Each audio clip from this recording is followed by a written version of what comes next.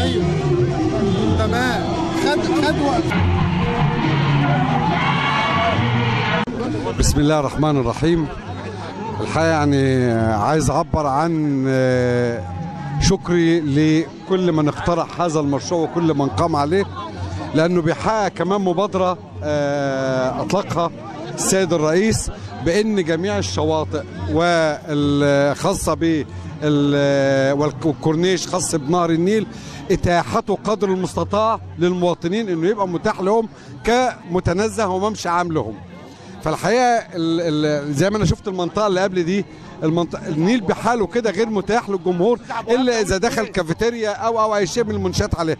النهارده احنا بنمشي هذا المشروع هيبقى فيه ممشى عريض على النيل يتيح لكافه المواطنين انهم يستمتعوا برؤيه النيل بالجلوس عليه، فبالتالي بقت زي متنزه عام. نمرة 2 توسعة الكورنيش بحيث يبقى فيه حركة مرورية وسيولة عليه، فالحقيقة تبقى نقلة حضارية بالإضافة إلى إتاحة النيل للجميع، إن يبقى أنا وأنت وغيرنا يقدر يتمشى على النيل ويقدر يبقى متاح له. مواطني شربين هيشوفوا النيل أخيرا، وأتمنى جميع المدن اللي لها ممشى على النيل أن تتاح لها هذه الفرصة، لأن هي شيء جميل جدا. شاف على مرمى البصر، احنا واقفين كده شايفين النيل، شوف اتساعه قد ايه، شوف المنظر الجمالي ده عامل ازاي. أنا لما أعمل النهارده كورنيش بعرض كويس الناس تقدر تمشي عليه وتقعد عليه، يبقى أنا كده اديت فرصة للناس إنها تروح عن نفسها، انها تحس ان النيل ملكها مش ملك فئه محدده، انها تبني عليه او تستمتع بيه دون غيرها. احساسك النهارده وفرحه شربين قدام حضرتك دلوقتي يا سياده الوزير؟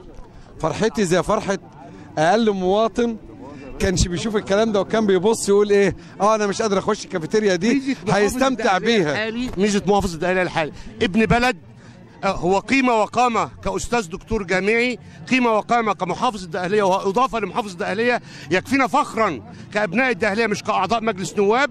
هناك قرارين صدروا من مكتب معالي المحافظ كانت متعطله الامور على مستوى محافظه الدقهليه، الا وهي العشوائيات، الا وهي توفير الاوضاع. هذا الرجل المحترم بادر بمبادره كتابيه، صدر تعليماته، خلى الدنيا تتفك شويه، خلى الدنيا تبقى عندها امل في بكره. جرى وتعب وعمل حاجه كويسه لشربين، وفاد البيوت دي كلها ان كانت كل ده معمول لها ارتداد مترين علشان الشارع، فطبعا حمى البيوت دي كلها من ازالات ومن ارتدادات وخدم المنطقه كلها. مزيد من الخدمات معالي الوزير، وحضرتك حظيت شربين اول زياره لحضرتك اثناء توليك، اول يوم توليه منصبك كانت في شربين، وكانت من اجل مصداقان دنجواي مصداقان شربين والحوادث التي تحدث. ما هي خطة سيادتكم وهل فعلت في الخاصة بسكك حديد مصر؟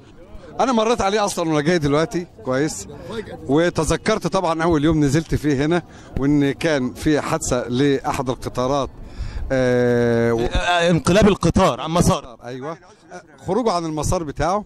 وعارف طبعا ان ايه المفاجاه الاساسيه كانت ان احنا هذا المزلقان الذي شهد حادثه النهارده بيشهد عمليه التطوير، وبقيه المزلقانات اصلا اللي موجوده كلها خاصه الاولويات، يعني ده مزلقان داخل مدينه فبالتالي له اولويه، اي مزلقان اخر له اولويات بالتالي هو هيخش على طول في التطوير ورا المزلقانات دي على طول ان شاء الله. الى جانب مزلقان دنجواي ان شاء الله باذن الله ان شاء الله. طيب هناك امر مهم جدا، وخاصه ان معاليكم ذو خلفيه علميه، ومحافظه الدقهليه معروفه بالمبدعين والفنانين والمسرح، و شربين تعاني من إن غياب الثقافه، غياب كامل وانعدام كامل لبيت الثقافه.